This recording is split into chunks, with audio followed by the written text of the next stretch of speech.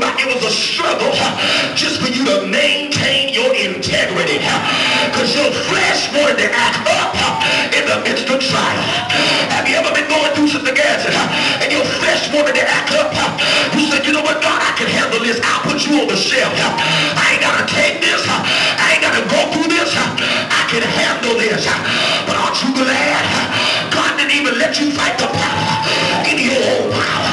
Because God knew you would have made a mess out of it.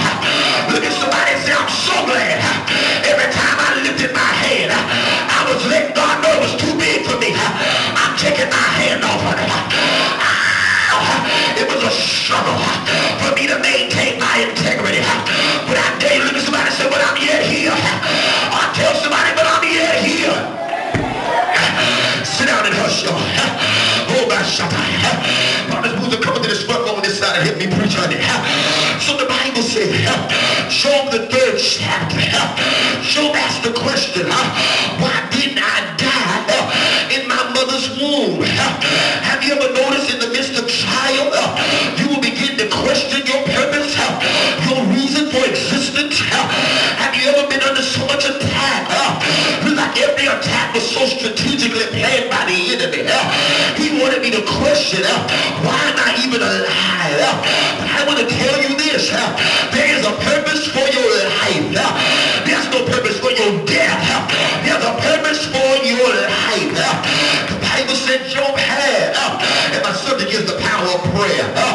The Bible said Job had 3 friends. The Bible said when the friends heard about his trial, about his test, they came to where he was. Can I say this? Isn't it amazing how bad news will travel fast? Have you ever noticed anything can happen to you good and nobody knows? Nobody cares. But lose a house, lose a job, lose a spouse, go through something. Everybody named grandmammy will call you. How you doing? How your mama doing? How your daddy doing? Study on here. But look at somebody and say, everybody calling really is a concern. Some people come just to see if what they heard was true. But aren't you glad that the good news is that the bad news ain't true? Look at somebody behind you saying the good news is the bad news ain't true. I don't know what you heard, but it ain't true, honey. I heard you were about to die. Slap somebody, oh, that ain't true. I heard you were going to lose your house. Look at somebody, oh, that ain't true either. I heard you were going to lose your transportation. Look at somebody say, that ain't true either. I don't know about y'all sit down here. I can't go under, honey, but going over. Look at somebody say, you can't go under, but going over. The Bible says Job's friends came to see if what they heard was true. He had a friend by the name of Eliphaz. Eliphaz was a Temanite. Bildad was his other friend. He was a Shuhite. Zophar was the 3rd friend, and he was an Amalekite. The Bible said they came to come and mourn the trial of Job. Isn't it amazing how crazy some people are? Bildad, Eliphaz, and Zophar were professional mourners. My first question was, why did Job even have them as friends? Don't you know your friends are a reflection of you? Look at somebody say, if you're a crybaby, your friends are going to be crybabies. If you're a wimp, your friends are going to be wimps. If you're a jellyback, your friends are going to be jellyback. But if you got a pastor, you say, honey, baby, I'm a thug, then you ought to be a thug too. Look at somebody say, baby, I'm a thug. Y'all sit down, I ain't study y'all here. Look at somebody say, oh, don't let the hat fool you. Don't let the clergy shirt fool you. Don't let my wife fool you. I'll tear this church up, baby, I'm a... I ain't studying people to the gas, so they don't want to go preaching. The Bible said, Eliphaz, Bildad, and Zophar, they were professional mourners. My question was, why did Job have friends like that? Isn't it something how we allow the enemy to employ us? And have you ever noticed the people that are employed by the enemy are the most faithful people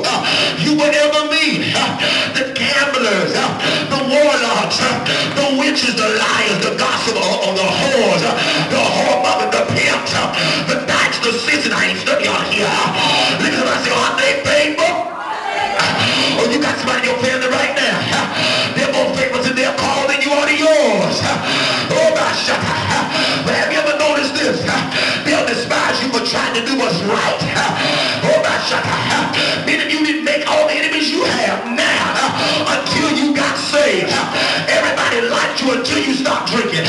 They liked you until you stop gambling. They liked you until you got anointed.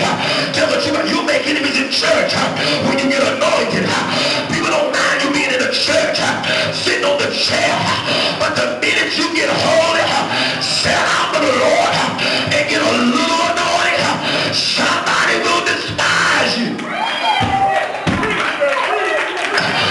The Bible said, either fast, Bildad and Zophar were professional mourners. I want to know how long did they have to perfect mourning? I ain't studying y'all here. Did you catch that? How long did they have to practice to become professional? And if they had to perfect their thing, and then somehow we don't want to practice our little dance, our little worship, our little song, our little clap. I ain't studying y'all here. It ain't nothing like, you know how I can dance in the church? I'll tell the truth, because I practice it in the house. I said, just because it's practice, doesn't mean it ain't real. I ain't studying y'all here. Y'all catch it in the parking lot. How long did they have to practice mourning before they became professional? Some of you right now need to perfect what you do for the Lord as well. Can I pause for a minute here parenthetically and jump on my manuscript? The Bible said David wasn't just a musician, but he was a musician that played skillfully. You need to be skillful in anything you do for God. Look at somebody say, you need to be skillful. If you're going to sing, be skillful. If you're going to preach, be skillful. If you're going to dance, be skillful. If you're going to be holy, be skillful. I know I'm talking about. So the Bible said they came to mourn the loss of the things that Job had just lost in his life. But isn't it something when you're going through, you don't need somebody beside you being a crybaby. What I need when I'm going through, Mother Heather, is a lifeline. Look at somebody say, I need a lifeline. I need somebody that can get a prayer through. When I'm going through, I need somebody that can get a prayer through. Look at somebody say, you need a lifeline. Job the 4th chapter 6 verse. Eliphaz has pity on Job. The Bible said, he said, but now it is come upon thee and thou paintest. It toucheth thee and thou art troubled. When he said to Laban, servant Job, I thought you were stronger than that. I thought you were more anointed than that.